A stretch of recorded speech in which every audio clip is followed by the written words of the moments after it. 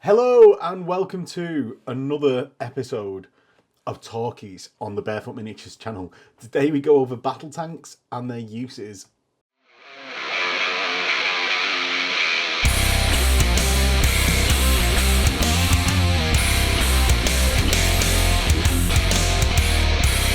This is the second part of tanks. You won't have had to watch the first part of tanks for this to make any sense, though the movement phase reactions that I go over at the end of the first video may be useful in addition. Now, I'm going to go over battle tanks today, and basically, are they any good? This is something that I've covered a few times just in passing as we've gone over the legions, the legacy units, things like that. I've got the general feeling that they're not as good as they were. I do think they can have uses. Like I tend to use Sabres, Predators, things like that in my lists quite a lot, just because I quite like the tanks. I've got a few of them. I do think they've got a place, especially if you go very tank heavy. I've had some success doing entire tank lists because that can catch people that are sort of meta chasing on being able to kill infantry and lots of infantry. You can really surprise those and get the upper hand just by taking these things that are so, like, I'm going to say so off meta that they end up working when used in an extreme.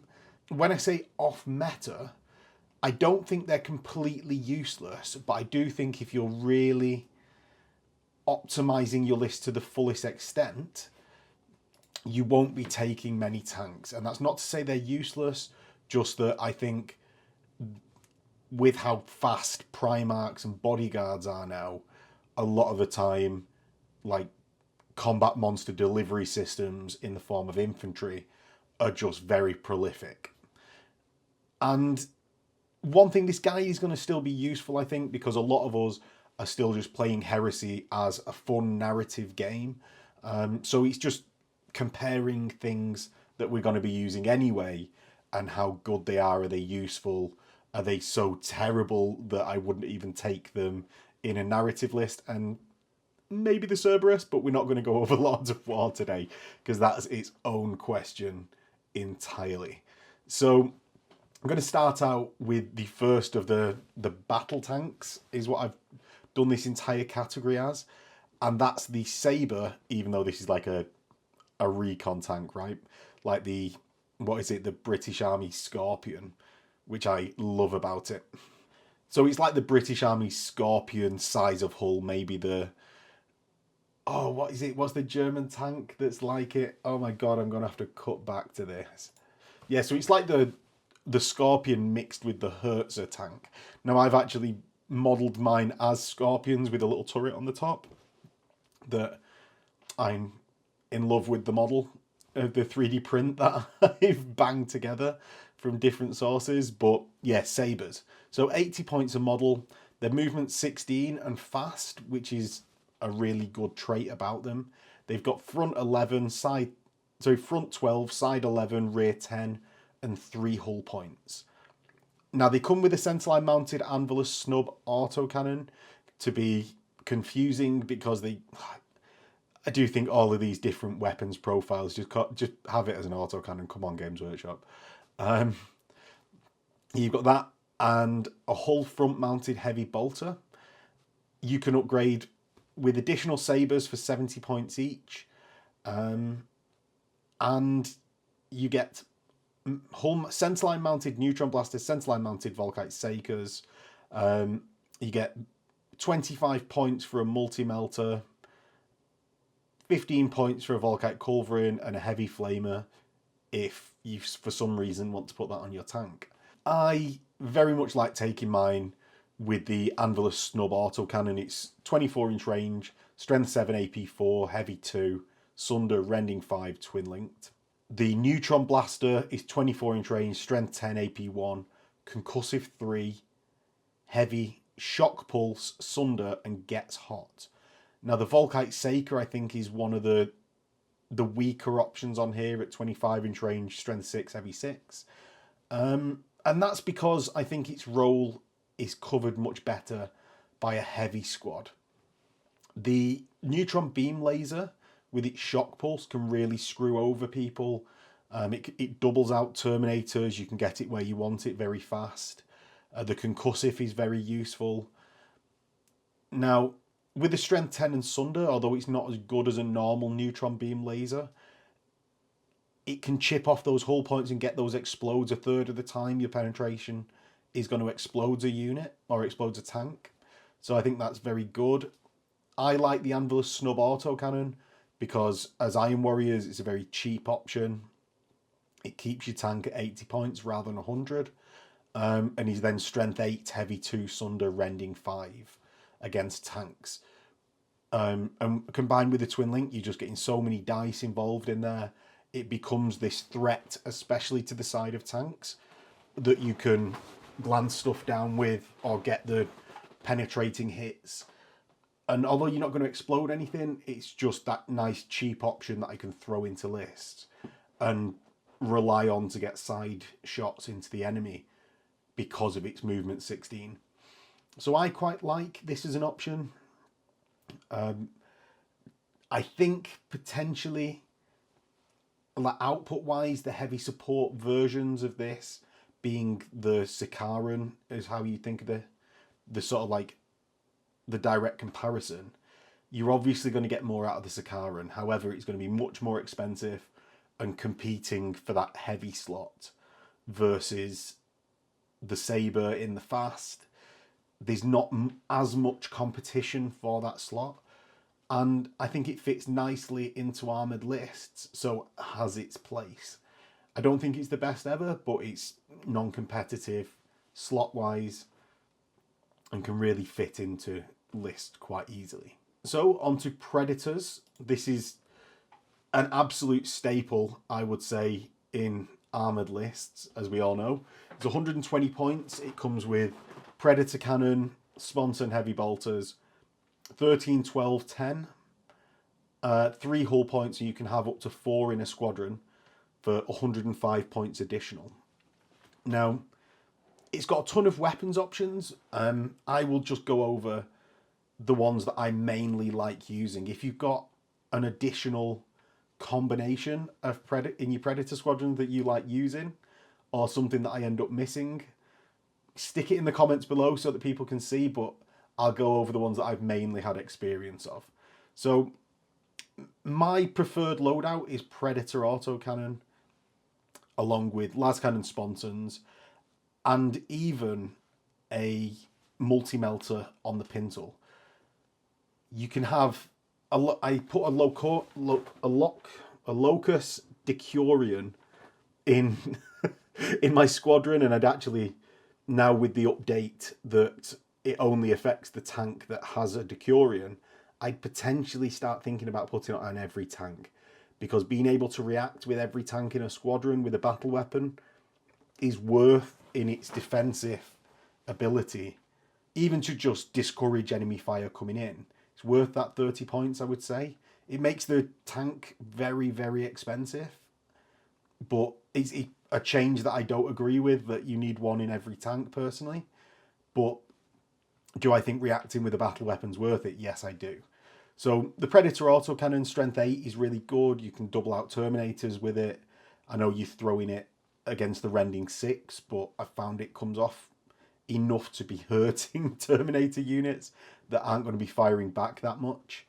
The las cannons really lean into that, and then you've got 6 shots at strength 8 and above into tanks when you can get there. And I think it just becomes a really scary, dependable unit for 140 points, 130 points a model in the single, and then 115 points a model for the additionals. And it's just a really good unit to be using like that. Other combinations that I've seen used, and this is mostly, I see them with lascannon sponsons. I would upgrade to culverins over heavy bolters because they're still defensive if I was going to use them. But near exclusively I see them with lascannon sponsons, and it's how I end up running them. So Magna Melter Cannons, 36-inch range, strength 8, AP1, heavy 3 with armor, bane, melter, and twin linked. Now this is a very good option. Because it's doubling out Terminators, not allowing armor saves, they just become that much more of a threat. Though you just have to keep in mind that you're now 20 points additional over the Predator autocannon. So if you are focusing on armor rather than infantry, I don't think it's as worthwhile. Now, that might come as a bit of a, like, why is he saying that? Now, I think the reactions of tanks being able to reverse away from you to get out of melter range, I think is a big negative to pretty much all melter. So I actually think the Predator autocannon having its 48-inch range and not relying on that 18-inch melter range makes it a better tank hunter, like weirdly. I've seen Executioner Plasma Destroyers, which are 60-inch range, strength 7, AP 4, heavy 1, large blast, rending 4 up. Now, this is quite a good option. I like it. It's 25 points extra a model to upgrade. It does sort of overlap with the Scorpius, though, in that they're both rending 4. The Scorpius doesn't need line of sight, and the Scorpius has strength 8, so he's doubling out Terminators. However, it might not be like the most optimal choice ever, but I like the output that it gets based on this. And it's also very scary as a return fire option when you've got that locked Horus in the turret. The conversion beamer, I see a decent amount, still don't get it. I think it's a nice, fun choice. I don't think it's in any way optimal. The graviton cannons, I've seen a fair amount until they got FAQ'd last year to count as battle weapons rather than defensive weapons. I thought they were a very good option when you could return fire with them. Nowadays, I don't think so much. The Volkrite Macro Saker, strength 6, heavy 8. I think heavy support squads here, it's overlapping too much with them. You having to take a quite an expensive option to get that Volkite Macro Saker. And for 25 points upgrade, I think the Predator cannon is just more worth it as it doubles things out. The neutron beam laser, you've got your 36-inch range, strength 10, AP 1, ordnance 2, concussive 3, and shock pulse. Now, I do think this is a good platform for that. Sadly, for the Sicaran Venator, as you can move and fire with it, obviously. It keeps it quite cheap. You can almost get 2 for the same price as a Sicaran Venator. And it just makes it very, very scary. Just with so many more hull points, strength 10, AP 1, you're exploding tanks quite well. Not seen loads of them. However, I've seen 1 or 2. And as tanks go, I think that it's a good option, pairs well with basically what you want them to do in the tank hunting. Now, the drawback of that is your lascannon sponsons are going to be snap firing. It's 10 points per model for the lascannon, so it's potentially worthwhile to upgrade with that just for 10 points to mitigate against weapon destroyeds, though I don't think enough weapon destroyeds are coming in. Like, I've seen that done so many times. Like, it's an option. It's an option. Is it the most points efficient? No, but it's an option to just keep your tank useful rather than falling back onto heavy bolters if you get a weapon destroyed result. Now, obviously, it goes without saying, searchlights are an absolute necessity on this tank because it's going to be a long range support rather than anything close ranged, unless you like running about with a Magna Melter cannon hoping to get within 18-inch range for the melter range. I would definitely put searchlights on. The drawback of that with the Magna Melter, though, again, they can just reverse out of your range. So I potentially see the Magna Melter just as a troop destroyer with its 3 shots, twin linked. So it's a bit of an all-round tank. I really enjoy them. I've got 6 Predators with autocannons at the moment, and I'm going to make a purchase of some more Predators before the 40k ones disappear. Because I personally like the Bradley's Warrior IFV look to the Predators rather than the Heresy bubble turret. I know I've just lost a few viewers there, but sorry, I do just love the look of them. And yeah, that's the Predator, a great sort of budget mid-range choice, made better by the Loctorus, and I would, to be honest, encourage anyone out there to have a word with your gaming group and just allow the Loctorus to apply to everything. Ignore that FAQ a little bit. Yeah, what can I say? We're changing rules of the game now. If we're changing stuff, I'd sort of allow every tank to return fire with one battle weapon. Never mind the Loctorus unit.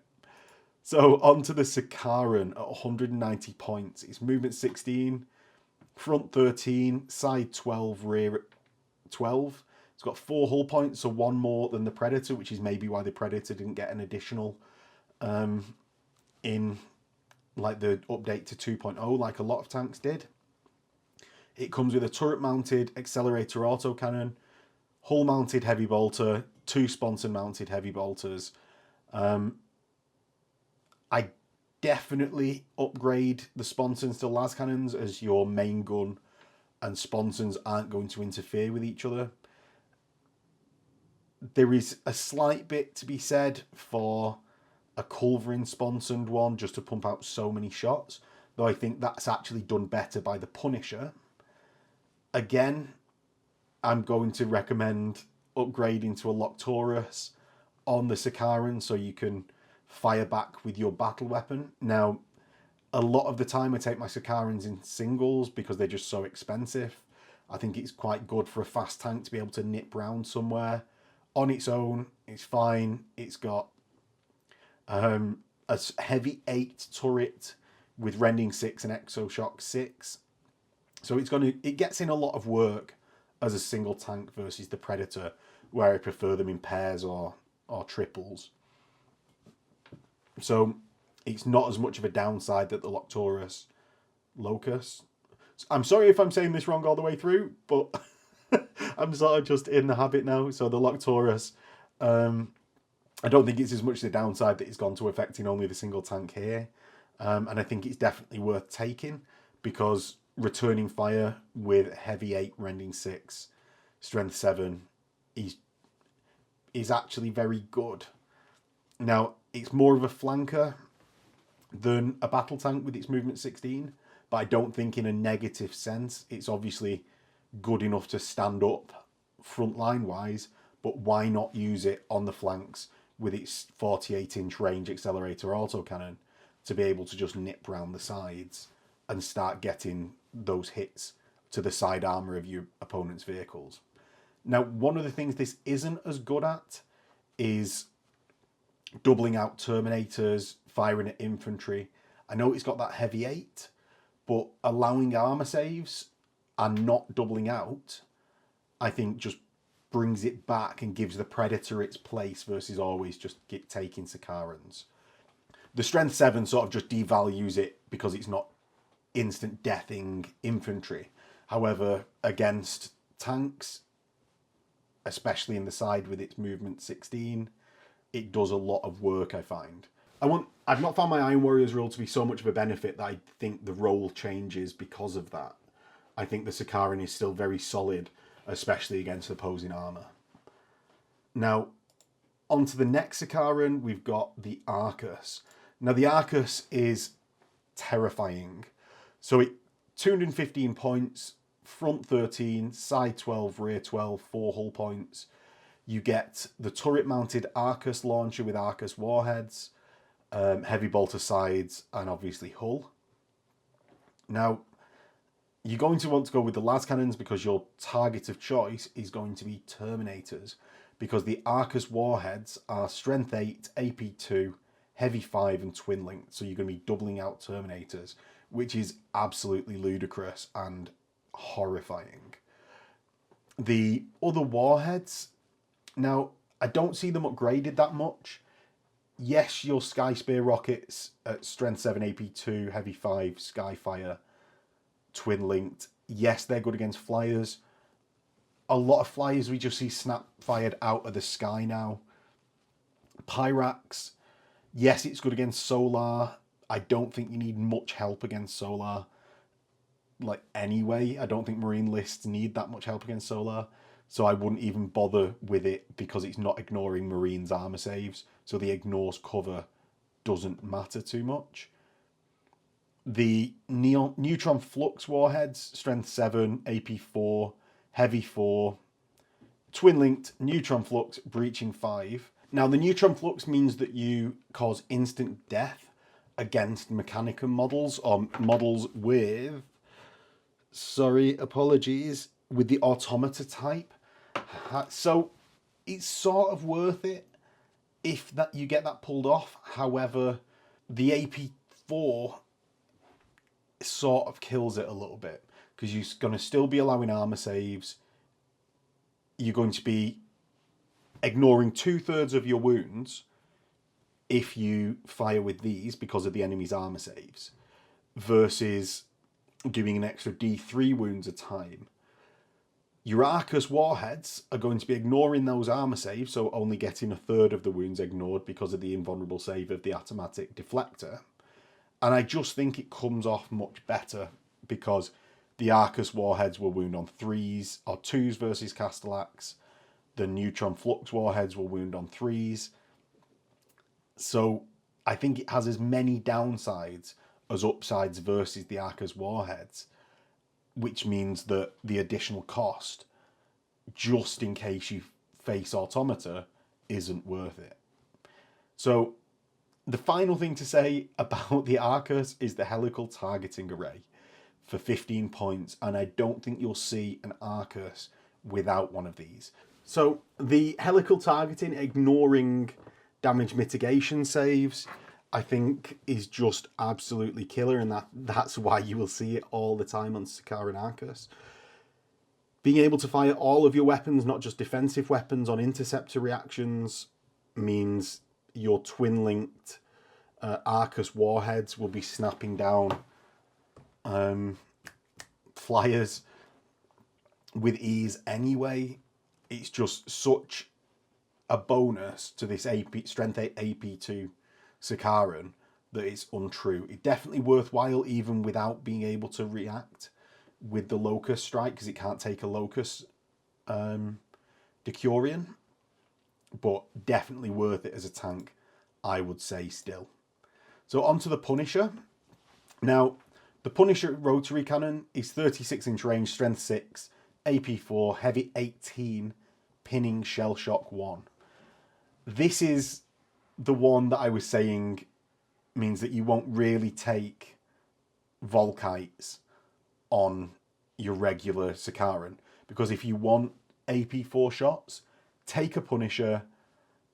It's going to knock out, 3 shots from the heavy bolter, 10 shots from the Volkite culverins, and 18 shots from the Punisher autocannon, or the Punisher rotary cannon, and it can all react, and he's just an absolutely ridiculous tank.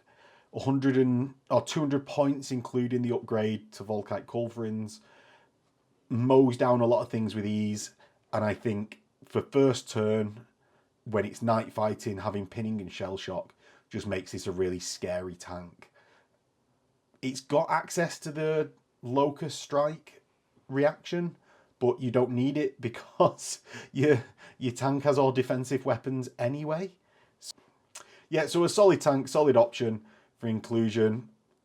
There's some really good art or colour palettes in book 3 for anyone that has the Heresy books or access to PDFs of a normal Sicaran turret with sort of assault cannons, elongated assault cannons on the turret, that I think looks really nice as well for an alternate build of it.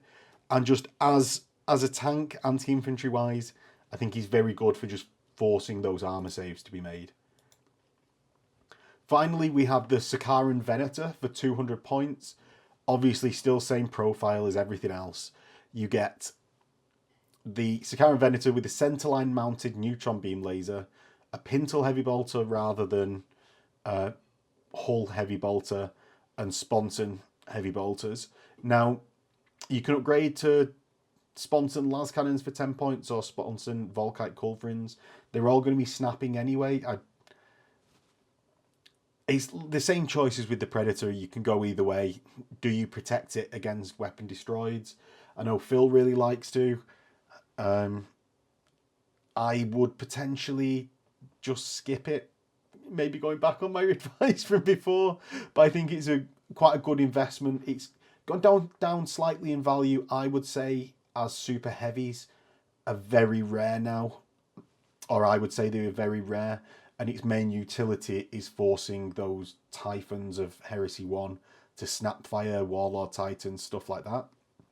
So its utility has gone down slightly. It's only 2 shots with its ordnance. So it will do some hull points, and a third of the time explodes things. However, it's a lot of points versus the amount of hull points directly you can get out of a Predator squadron or a normal Sicaran, simply for that snap firing. That being said, I do really like the model. It does have its usage depending on what you face quite a lot, but obviously take its usage with a pinch of salt in that the snap firing, it doesn't always come off or isn't always worth it based on Dreadnought. Like, yes, Dreadnoughts can take it, but it's only a 170 point model abouts. Super heavies not being around, and just general gameplay changes that just devalue that snap firing slightly. The Sicaran Omega, I think I lied and said that the last one was the Venator is the last one.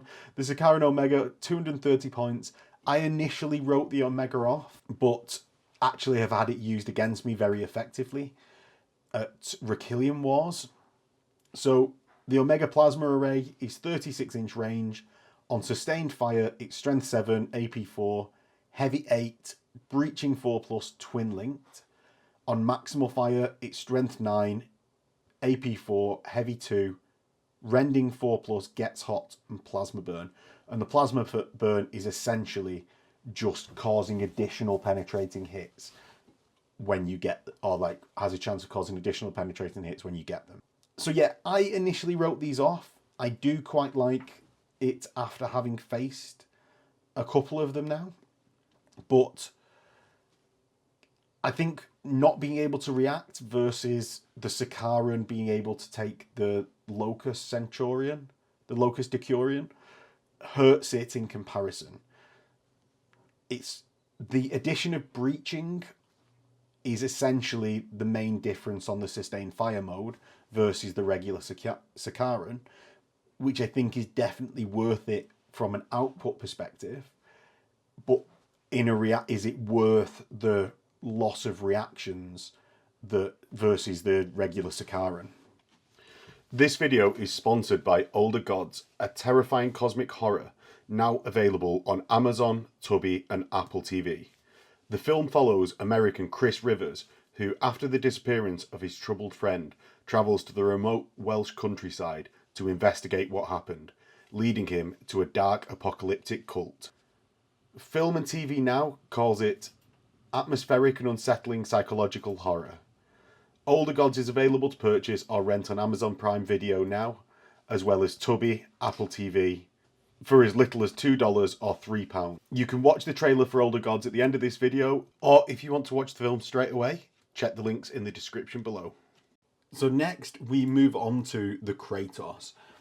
Now, at 300 points with 14 all-round armor, 5 hull points, and movement 10, it is a slow absolute beast.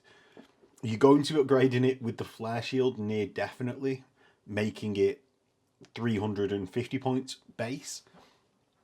And it can take a Locust Decurion. Now, I would definitely give it to that. You're pretty much always going to see these in single squadrons. If you do end up taking 2, I would definitely recommend it in 2 single squadrons. So the nerf to Decurion Locusts, I wouldn't say is too bad at all. Now, I think they're a heavy points investment for what they are. They go down just as easily as anything else versus melter guns, in that a third of the time a penetrating hit will explode them. And that is a large part of your army that will have been removed. I not personally run one myself. I've just not found the space in a list that I've written to have one, and therefore not actually ended up owning one yet. Though I imagine I'll end up with a couple over the next year or so. But especially now that the Decurions allow them to react. So it comes stock with the Kratos battle cannon as its main weapon, which is 36-inch range, strength 8, AP 4, heavy 1, large blast 5 inches, and pinning, which is an interesting upgrade to the Predator autocannon. Whether or not that's worth double the cost of a Predator, I don't know. It's also got AP shells on the standard battle cannon, which are strength 8, AP 2, heavy 2, and sunder. So essentially the same as an Imperial Guard Lehman Russ, except lacking the Brutal 2. Maybe a bit of an oversight in such a near super heavy standard of tank. You can upgrade it with flashburn shells, which are range 24, strength 10, AP 1, armor bane ranged, and gets hot. Now, if you want to take this with a battle cannon, I would definitely recommend it with those flashburn shells. With the, again, third of the time it will be exploding target. Strength 10, armor bane ranged is insane. It's worth the gets hot on it, I would say, and it's only 10 points additional. I, however, think the better version is the Melter Blast gun, which is 36-inch range, strength 8, AP 1, heavy 4, armor bane melter. And that's just because all of the benefits of the melter, if you're already up there, like paying the premium points for this tank, I think it's worth it to get that melter. And it's no additional points to change out your battle cannon to the melter cannon. So why not do it? The third option is a Cardinal, which is the Volkite Cardinal. 45-inch range, strength 7, heavy 12, deflag and pinning. It's a bit of a shame that it pips it over into the battle weapons level versus being defensive. I actually think it's a bit of a negative that it does that, because it doesn't add anything to the instant death threshold, because 6 is double 3 and 7 isn't double 4. So it's sort of a bit of a negative, because there's not much that's toughness 7 to be worth the downside of going into the battle weapons category. Yes, you can take I've said you can take a Decurion, and you're near definitely going to, but just without that strength 7 being strength 6, you might not have had to. So with that, what would I equip this with otherwise, like beyond the main weapon? Now, there's two schools of thought of it in there. There's all Volkites, which is going to cost you 5 points for the nipple Volkites and 15 points for the culverins on the sides. So an extra 20 points upgrade over heavy bolters. I'd say that's definitely worth it, particularly if you're leaning into the Cardinal. This doesn't have power of the machine spirit. So when you're doing that build, I would definitely say split your sponsons, split your defensive weapons into the closest infantry units. Try and pick on as many units as you can at once. Hopefully you'll trigger reactions against your flare shield, or just force people to just sigh and go, okay, I'm not going to react, and then take a bunch of deflag hits. The second way to run this is obviously with a ton of las cannons, and just rely loads on the output of this tank, which, with the Decurion protecting it by being able to return fire, is, I think, much more of a valid strategy now, especially like flare shield. It's reacting with the Decurion. I think it bumps up the worth of this tank significantly to have that Decurion in the game now from Siege of Chthonian, that I'd previously written it off as too much of a point sink. It's getting there a bit more to be worth taking. And especially if you can present armor value 15 multiple times across your army, It's going to mitigate a lot of the return fire if you just wipe out that las cannon squad first turn. And then you've got pretty much free reign of what your tanks are going to do in your armoured company for the rest of the game, which is actually really impressive. And I think a good usage for this tank is just bearing that brunt of the return fire before you just waste the las cannon unit that is scaring you. So just remember to save your movement reactions to move away from that melter squad, and I'm sure you'll be able to get it to do quite a lot of work. And I suppose it'll have to. It's it's a big point sink. So Vindicator squadrons, 120 points. So these are 13, 13, 10, 4 hull points with a reinforced unit type. You've got a centerline mounted demolisher cannon, hull front mounted combi bolter, and smoke launchers, which I forgot to say. I've not said on every vehicle. It's sort of a bit by the by.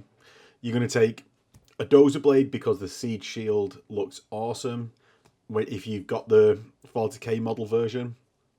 Oh god, what to say about the Vindicators.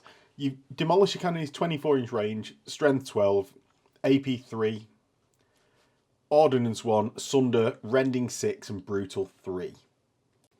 Now, at first look, that AP 3 with sunder is very good. It looks like it could be very good at taking out tanks. However, it's such an expense with only one shot that gone are the days of the Vindicator blowing apart fortifications and vehicles because it can't explode them. However, dropping the small blast template that it is on a grouped up piece of enemy can do some work with its brutal 3 and rending 6. I do think it suffers though in that it needs to be a large blast, and potentially that brutal, maybe with a different rule for the Vindicator, could do with doing multiple hull points, maybe a very low exo shock number to vehicles and fortifications. It seems to just lack its sort of siege, like fortification destroying capabilities that it had in previous editions of 40k. The Magna Laser Destroyer for plus 20 points each, I'd say is a good upgrade. 36-inch range, strength 9, AP 1, twin linked and exoshock 6. It's got 3 shots, and I've seen actually it's used to great effect a couple of times. Chris Legg in the Death Guard battle report on the channel that was very early in Heresy 2 used these to great effect against me, I suppose specifically heightened by the fact that they were Death Guard, and in the practice game that we had before it. I do like them. 140 points is getting more on the expensive side, but the 4 hull points and front 13 makes it competitive, I think, still. The problem being that you're still not going to be able to return fire because you've got no access to a Locust Decurion. As tanks go, I do think the Vindicator Laser Destroyer is quite good, but just try and mitigate it. You can move now with that Magna Laser. Try and, I would say, use terrain to your advantage to limit the amount of shots that will be coming back in your opponent's turn, and set up alleys of fire so that, yeah, you can effectively ambush other tanks. Who knew a tank destroyer ambushing other tanks? What a time to be alive. So next we go into the Scorpius. And at 120 points, I think this is actually one of the best tanks in the game as it stands. It's got 13, 12, 10 of 4 hull points, so it's more of a battle tank than a Predator. It's got a turret-mounted Scorpius missile launcher, which is strength 8, AP 4, heavy 1 barrage, large blast 5-inch, and rocket barrage, which most notably gives it a 4-up rending or a 4-up breaching. You're going to be... So it gives it the capability, effectively, of doubling out Terminators and ignoring 2-up saves, which are absolutely killers of large blasts at the moment. For 120 points, it's doing it very points efficiently, and with Barrage, it can stay safely out of line of sight and just plug away all game not having to move, because if you move, you lose that rending. It can just plug away all game and do what it wants. So I think it's very effective. I don't think it's super broken or overpowered as some people, or significantly overpowered as some people are saying. I think it's just better than all the other artillery that there is. And it's just by comparison that they are ineffectual rather than this is so incredibly good. I think artillery should be scary. And I think the Scorpius is a piece of artillery that lives up to that.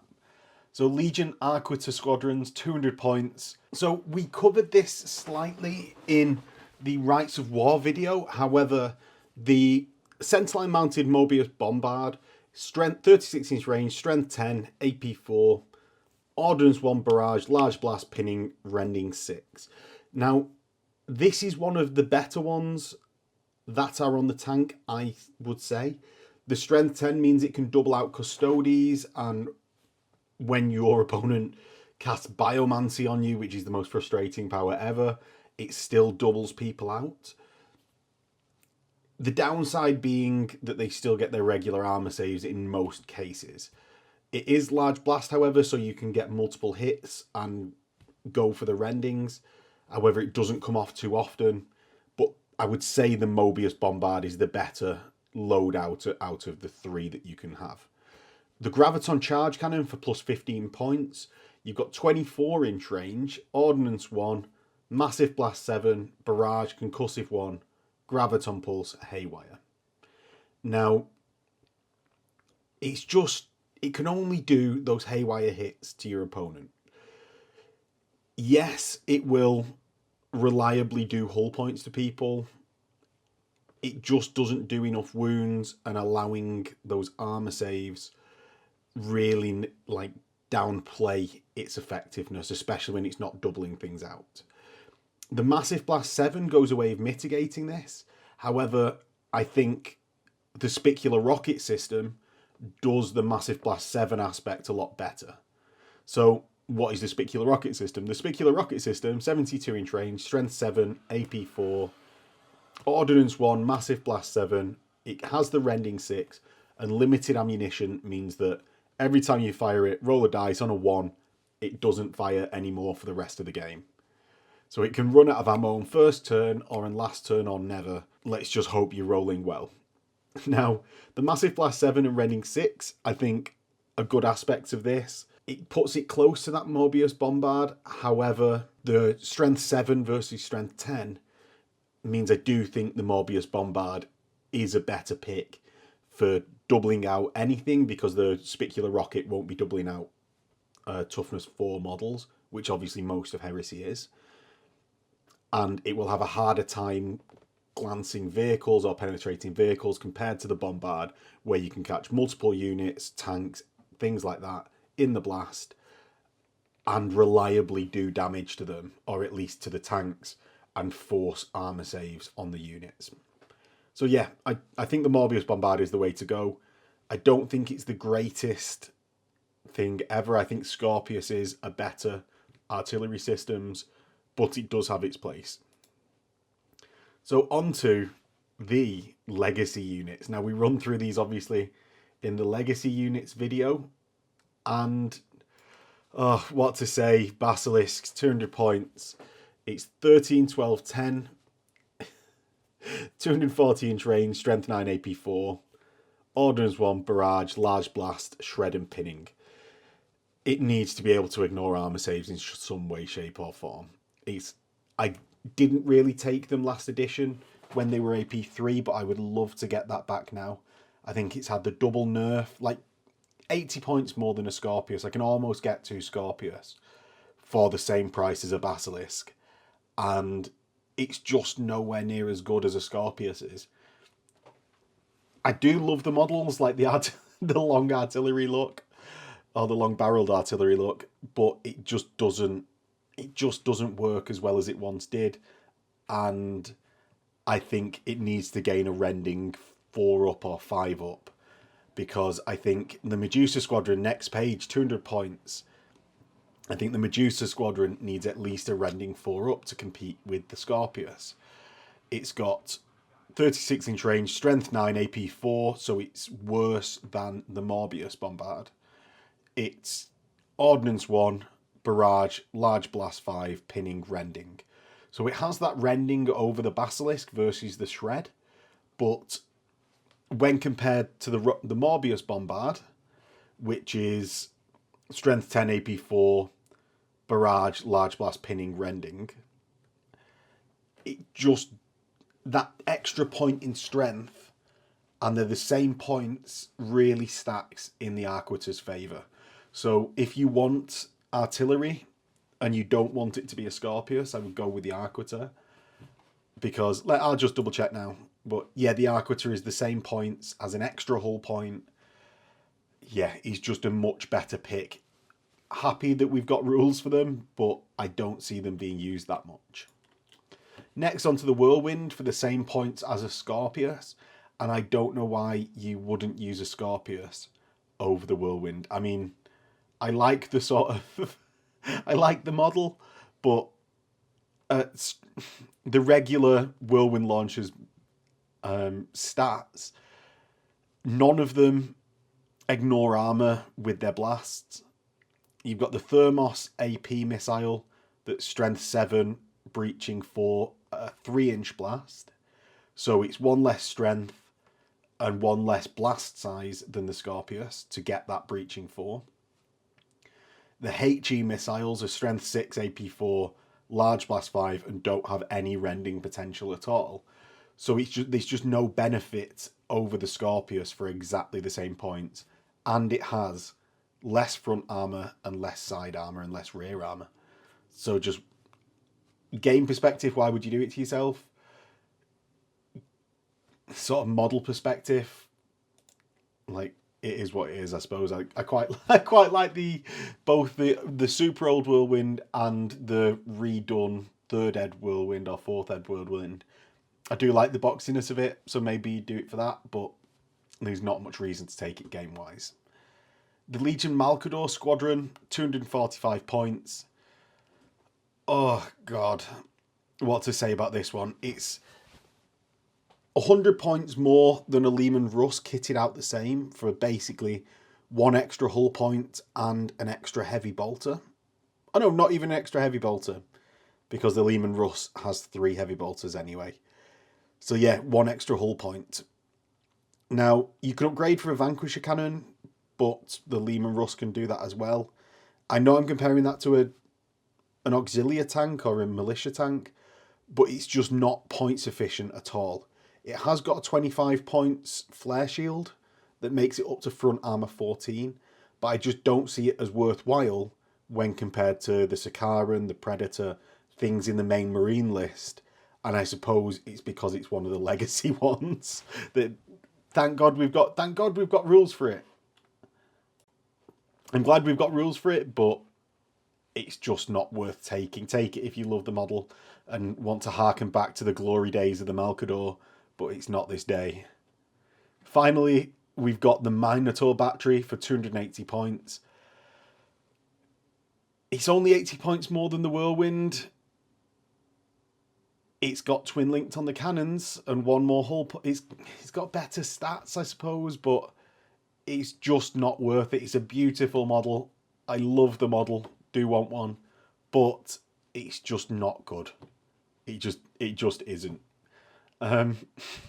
It suffers from all the problems of the Whirlwind with no real additional benefits.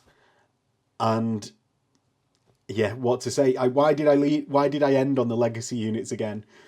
I think there's some very competitive tank choices, especially when you throw in the Decurion on the single model tanks.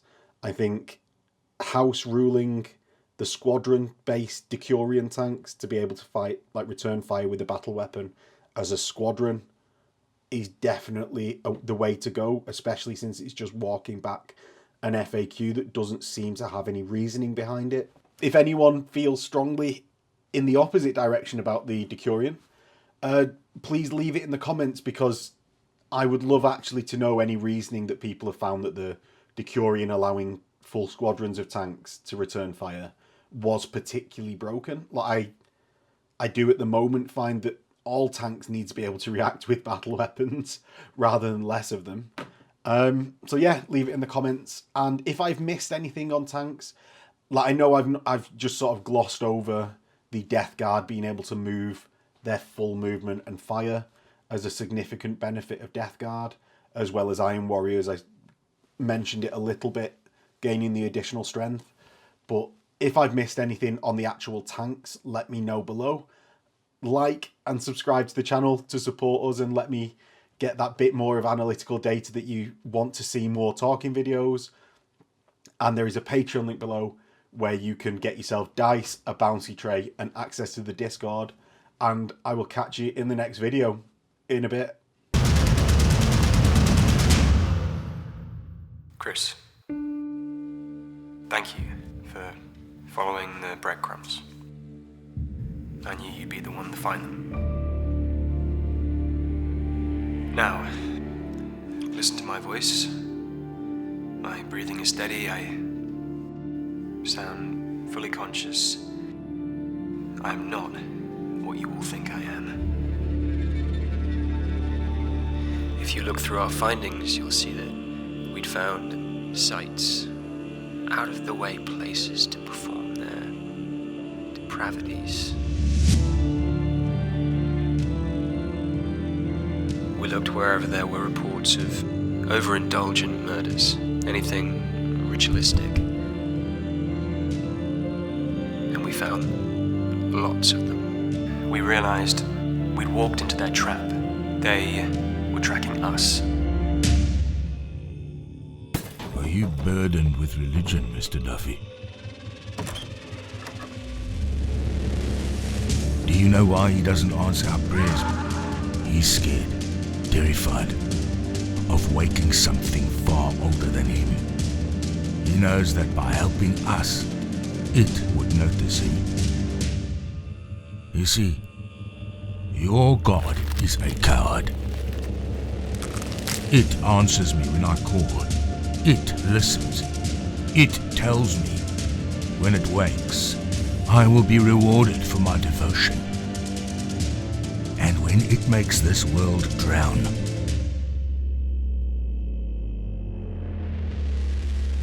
I won't offer my hand to save any of you.